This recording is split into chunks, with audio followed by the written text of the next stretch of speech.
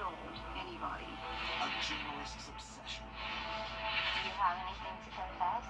Inside a years-long game of cat and mouse. 48 Hours, Saturday on CBS.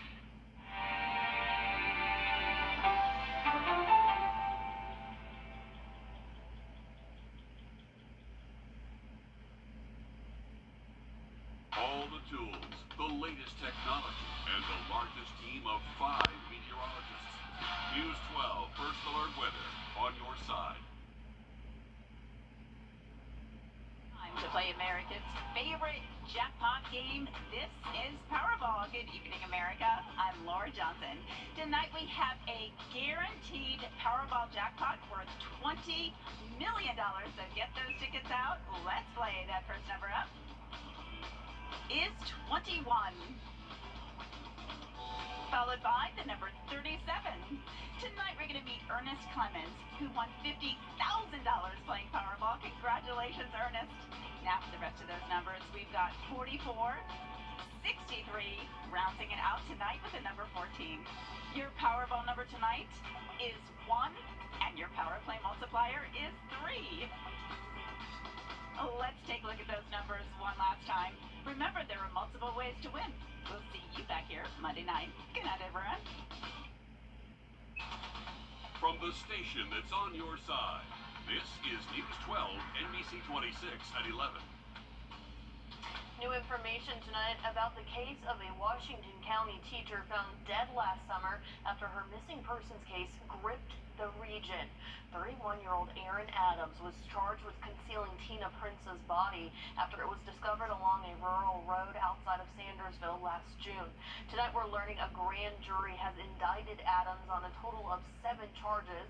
They include 1 count of concealing the death of another and 6 counts of making false statements. All of those charges are felonies. Tina Prince was a teacher with Washington County Schools who disappeared on May 28, 2021. She had been having dinner with her family but left to make a phone call and never returned. After her body was found, her remains were taken to the GBI headquarters for an autopsy, and as of tonight, we are still waiting to learn her official cause of death. So far, no one has been charged in the murder in this case. For months, blood centers across the country have been experiencing shortages, including Shepherd Community Blood Center here at home. Our Maria Sellers is live in the studio now with information about a new initiative aimed to combat those shortages and an update on the blood supply now. Maria? A new program at Shepherd Community Blood Center is allowing donors to learn more about who their blood is impacting. With the Thank the Donor program, donors can get an email from their recipients. A longtime donor says he is excited about the possibility of learning who he has impacted and hopes it inspires others.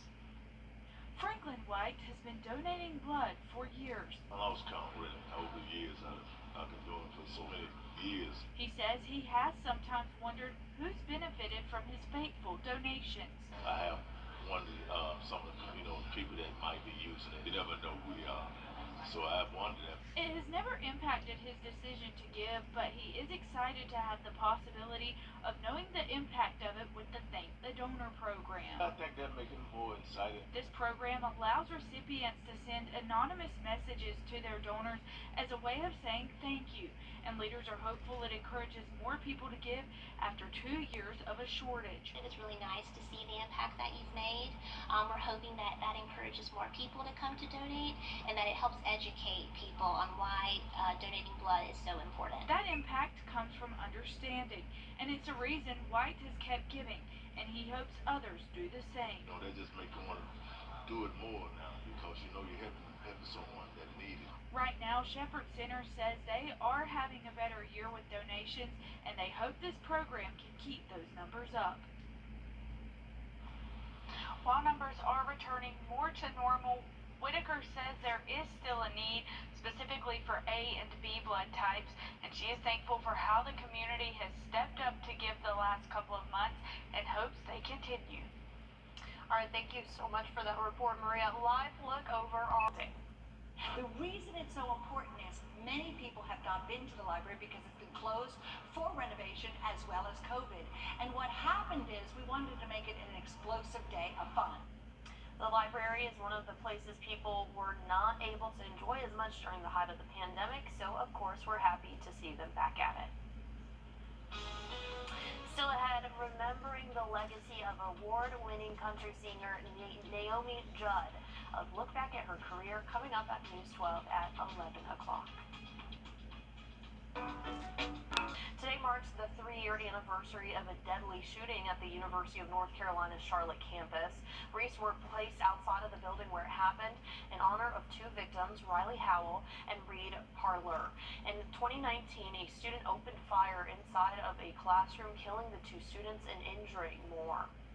And an Alabama inmate and corrections officer have gone missing. Officials say Assistant Director of Corrections Vicki White was taking Casey White to a mental health evaluation on Friday, but the pair never made it to the courthouse. Investigators say it's not clear if the deputy was helping the inmate or being coerced. Casey White was facing capital murder charges. Officials say, though, the 2 are not related to one another despite having the same last name. Country music fans are mourning the death of one of country's most celebrated performers. Naomi Judd of the popular mother-daughter duo The Judds has died at the age of 76. Here's Bradley Blackburn with a look back on her extraordinary career over the past 30 years.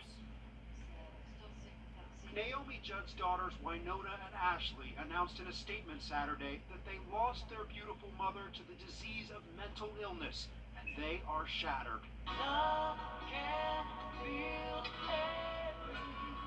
The 76-year-old Grammy Award-winning country music star sang with Wynonna just weeks ago at the CMT Music Awards show, her first award show appearance in decades and her final public performance.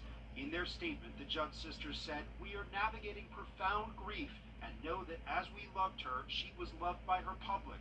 We are in unknown territory." Born Diana Ellen Judd in Ashland, Kentucky, Naomi was a nurse and single mother when she started singing professionally with her oldest daughter, Wynonna. Over 3 decades, the Judds released 6 studio albums, won 5 Grammy Awards, and 9 Country Music Awards. She watches my eyebrows. If I start to go up, then she knows the pitch, and we kind of got it down. Mama, he's crazy. Their first hit was Mama, He's Crazy in 1984. They went on to score 14 #1 songs, including Grandpa and Why Not Me. Why not me? Naomi retired in 1991 after announcing she had hepatitis C. She eventually recovered and made sporadic performances with Wynonna, who launched a solo career.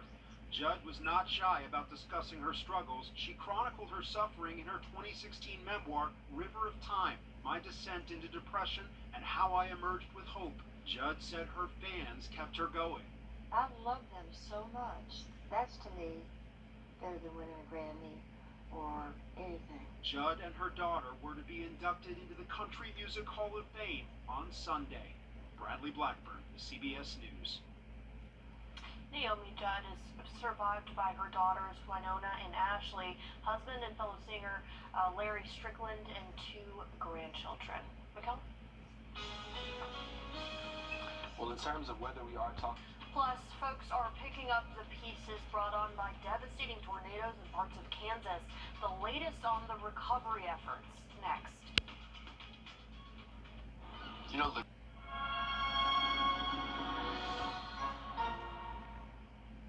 Closed captioning for News 12 is brought to you by Kenneth Nugent. Take a look at this drone video of tornado damage left behind in Andover, Kansas. That's just outside of Wichita. The twister damaged buildings, caused injuries, and left thousands without power. Fortunately, officials say no one has died. Here's Michael George with how residents are starting to figure out where to go from here. The powerful tornado damaged dozens of homes and buildings across south central Kansas, including this YMCA just a few miles east of Wichita. I wasn't there for that long, but it felt like the longest 10 seconds of my life. I saw the cone start to drop. I told my wife, I said, I think we've got a funnel cloud. it immediately formed drop down. We were grabbing our dogs, getting into the basement. The twister moved through the area Friday evening, knocking down power lines and tossing these cars in the city of Andover around like toys. We're working really close as a team to make sure that we have a good assessment of the damage that's happening, as well as just to continue to search to make sure that everybody is safe. To the north, near Harrington, this twister touched down along a country road. On Saturday, daylight revealed block after block of homes and trees broken apart. We're just going to try and see if there's anything else we can salvage. Kansas Governor Laura Kelly declared a state of disaster emergency for the hardest hit areas. That'll make state resources available to help with response and recovery efforts. And on top of all of that, the National Weather Service and storm spotters actually reported that they had hail the size of softballs. Yeah, that'll definitely do some damage for sure. And just really intense storms they saw yesterday. So we experienced some of those a few weeks ago in our area. So we definitely know, how destructive they can be. But